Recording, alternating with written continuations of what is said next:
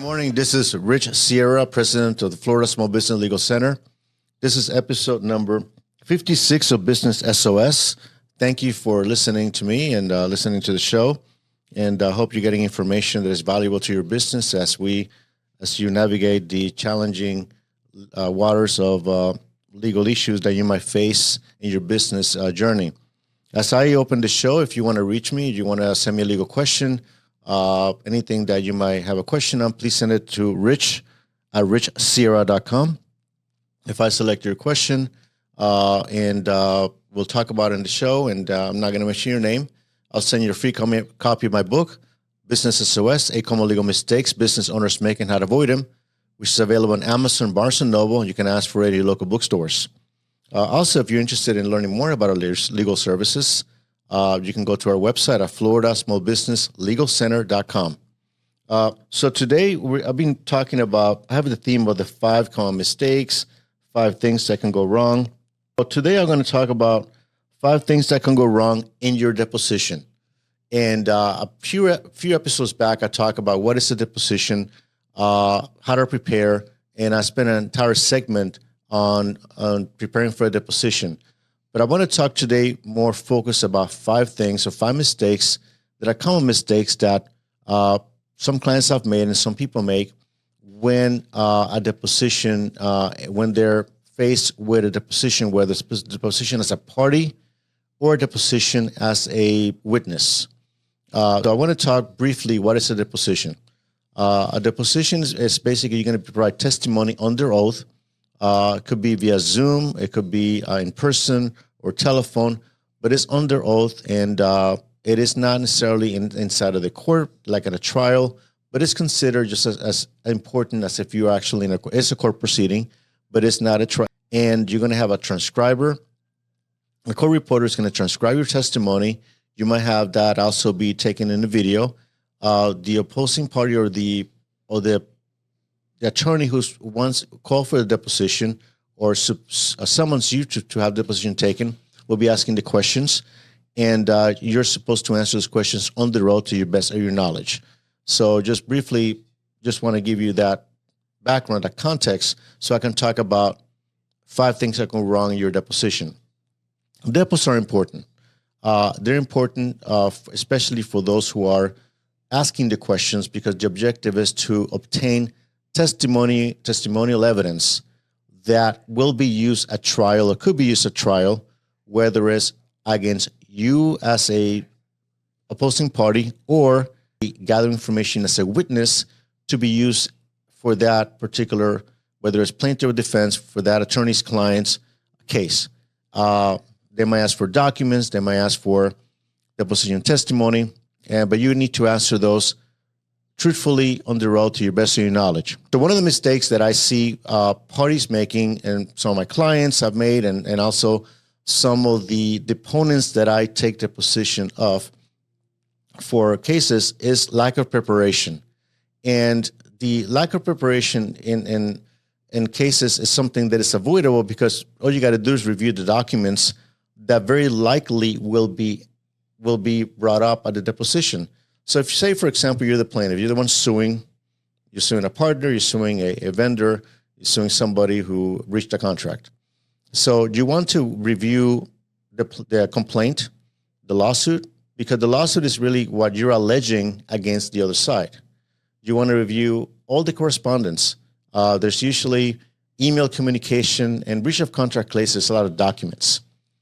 So for the most part. So there's email communication that has being exchanged between yourself and the defendant. They have maybe text messages that have been exchanged. There's information that you have received from the defendant also in response, because before a lawsuit, there's usually a lot of communication that precedes the lawsuit. It's very seldom that you go from no communication to a lawsuit. It just doesn't happen. There's usually something that triggers the lawsuit. There's some communication about the misunderstanding or the issue that triggered that dispute. So that communication is essential.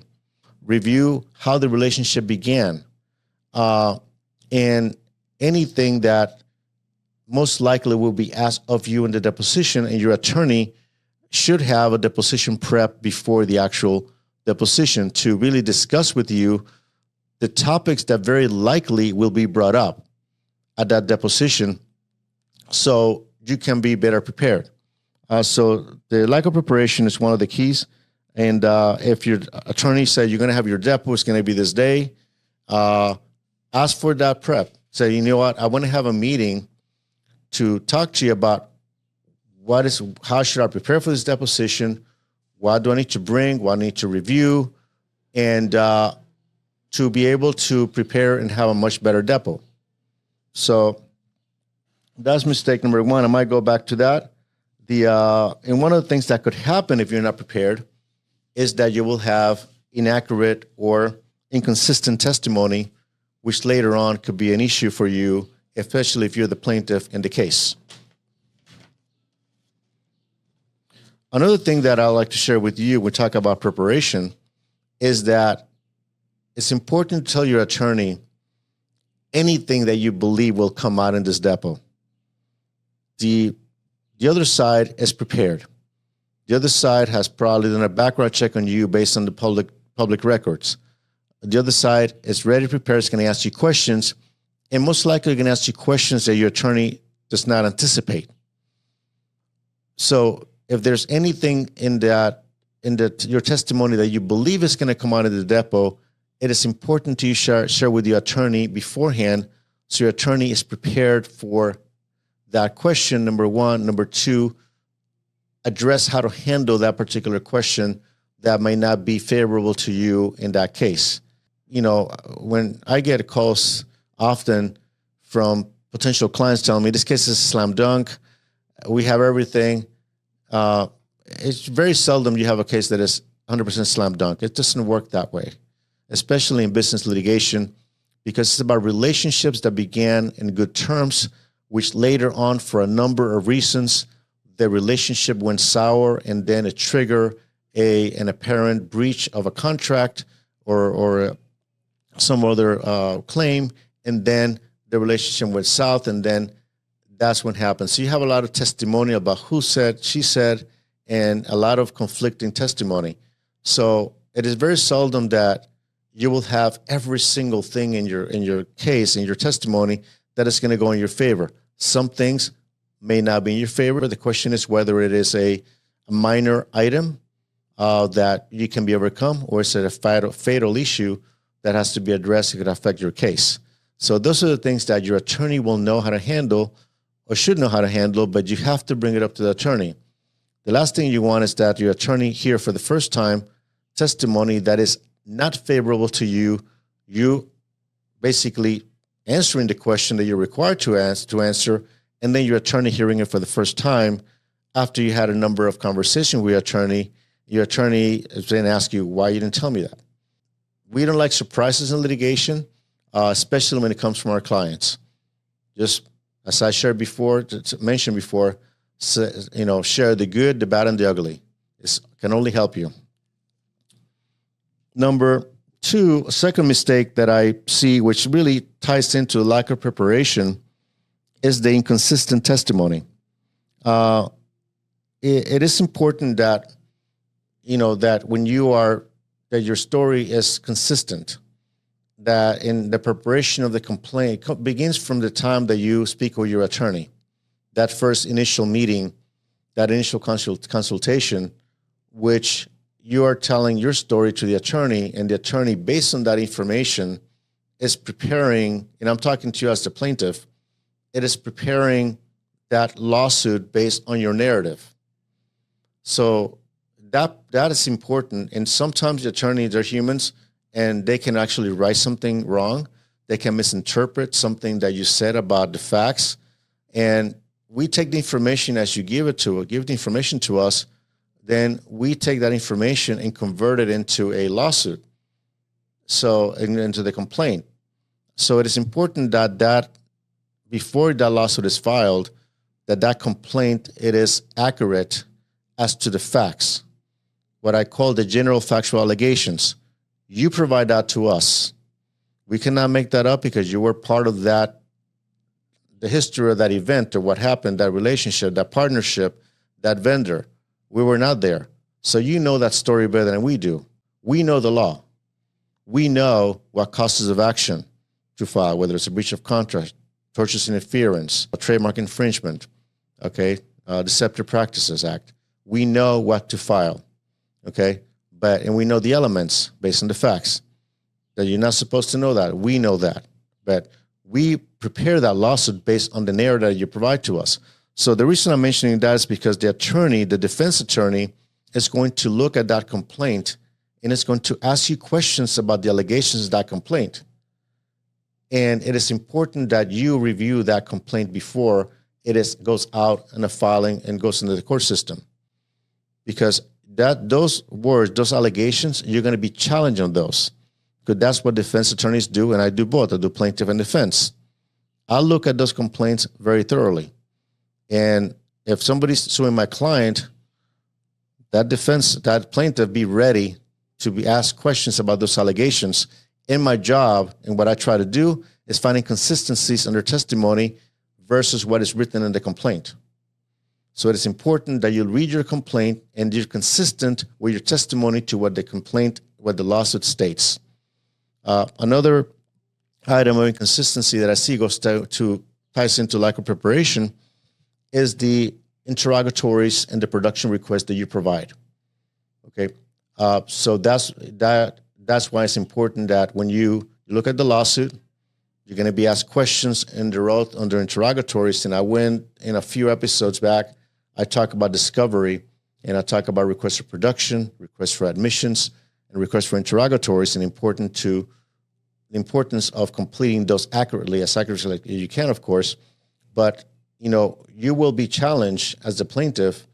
They're going to look at the complaint. They're going to look at your answers to the interrogatories, and then they're going to compare that with the documents that they already have through request for production with respect to the emails that you have exchanged with the other side. All that has to be consistent, because a good defense counsel is going to look, okay, this is the complaint, this is the lawsuit, okay, here are the interrogatories, but I find this email which contradicts something in the complaint. So I want to talk about that. So that goes to lack of preparation, but a mistake that I see here is that there's inconsistent testimony on the part of the plaintiff, or the plaintiff does not remember certain facts that are essential to the case. And it's going to be difficult to move forward if you're not able, as the plaintiff, to substantiate with proper evidence, proper testimony, what you're accusing somebody else that they did in order to collect some money from them. So consistency is very important. Whether you're a plaintiff, whether you're a defense, it's essential. But that's the second mistake that I see here happening.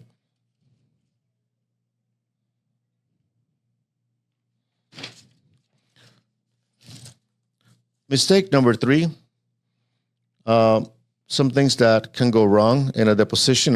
This happens very often, and it happens in a depo. Sometimes you can have depositions that go 3 or 4 hours. Sometimes that can go for an entire full day, and it can spill over to a second day. You will get tired. Okay, during the morning, you're fresh, you're ready to go. After 2 hours in, you're going to begin to get tired. 3 hours, forget it. Then you're going to get hungry. Now, this is not an interrogation that you're going to be going 8 hours without a break. Usually in instructions the attorney tells you, if you want to take a break, let me know. But they usually ask you to do it after you answer a question, so that way that you don't have a question and answer hanging. You basically complete that and you take your break. There's also lunch breaks. And your attorney should coordinate with counsel about the logistics, about how long the attorney expects to have the deposition go. And there's usually a range, depending on the material that the attorney and the topics the attorney wants to cover. So if it's anticipated that it's going to be a full day, then they should agree and say, you know what, let's go up to we start at 9 o'clock, let's go through noon, we'll take a few breaks, let's take a half an hour lunch break or 45 minutes, and then let's reconvene back again. So that way you will be able to take breaks throughout the deposition, but inevitably you will get tired. Attorneys also get tired through a depo because it's a very intense process. You're listening actively, you're asking questions, you're there in the hot seat, as we call it. And it is not a fun process, but we have to do it. Okay. So, and what happens here is that sometimes witnesses tend to volunteer information. And it's because people get tired. At the beginning, you're very on guard. And I'm not saying don't provide answer the question truthfully, but you have to listen to the question that is asked of you and then answer the question. But don't volunteer information. And I'll just give you an example of that. Sometimes they ask you a question that,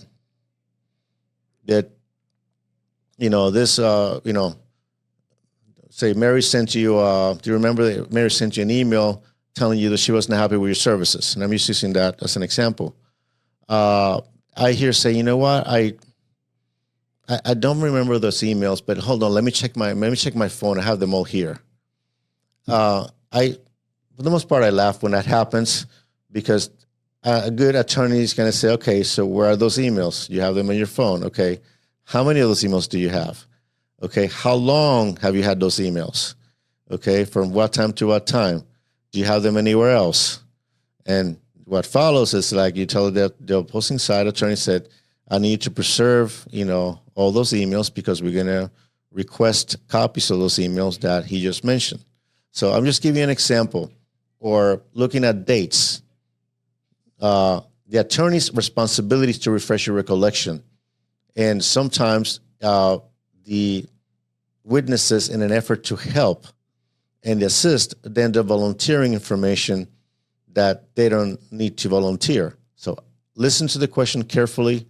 Don't volunteer information, but answer the question, of course. But it happens very often.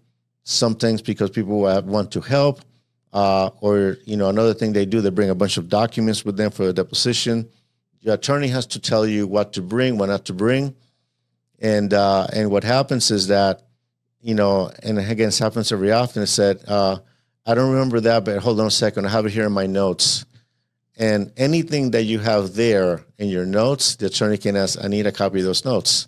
So just please understand that volunteering information at a deposition can be a problem. And an example says, I told so-and-so, I was talking about it with this person. Oh, I sent that email. I sent the text. And so just listen carefully. And you see me throughout this podcast, I'm talking about listening carefully because I want to make sure if you have one takeaway here is preparation. There's two takeaways, and to listen. Those are two key important components of proper deposition preparation.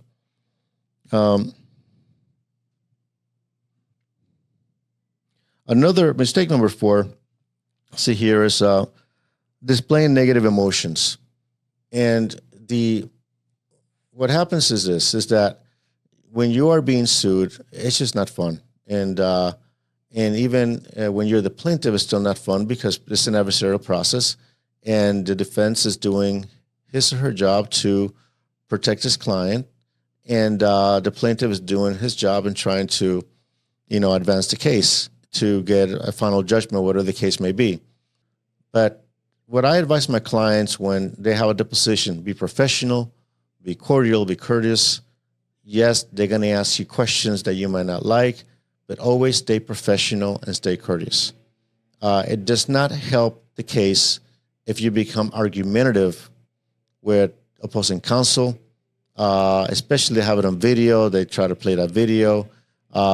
If you need to take a break, take it, but it's good to take a deep breath and get through the deposition as professional as you can, answering the questions, but without displaying negative emotions, start name calling opposing counsel, and because the moment that you lose your cool, then it becomes a different dynamic for that deposition, and it might actually be easier to elicit that testimony from you because you're not thinking clearly.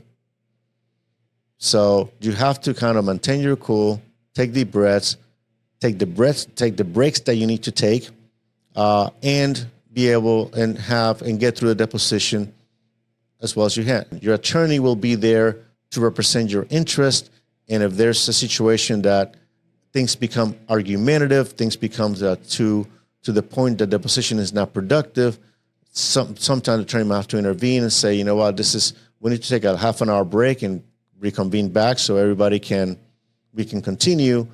And if it becomes something that sometimes attorneys lose their cool to, and the attorney becomes too aggressive with the client, then the attorney has to step in and say, I need you to take it a step back, ask your question, but you're not to raise your voice to my client or become argumentative, or we're going to stop this. Okay? So we'll keep it professional, we'll keep it factual, and the less emotions you share in terms of negative emotions or aggressive emotions, so to speak, the better you are. Just answer your questions, get through it. Eventually, the deposition will pass. You answer your questions, and it's over. So, but that could actually affect the deposition and affect how you respond to them, because you're not going to be at your best. It goes without question. Resting properly is important. Preparation is important. But, getting a good night's sleep before a deposition, having a good breakfast is very important as well. And also having the deposition, especially as via Zoom or video, you want to have it at a place that is quiet, a place that you can actually don't have interruptions. Don't do it from your car. Don't do it from your iPhone, because you might have documents to have to be shown to you, and it's going to be difficult to be able to go through a depo when you're reviewing documents through an iPhone.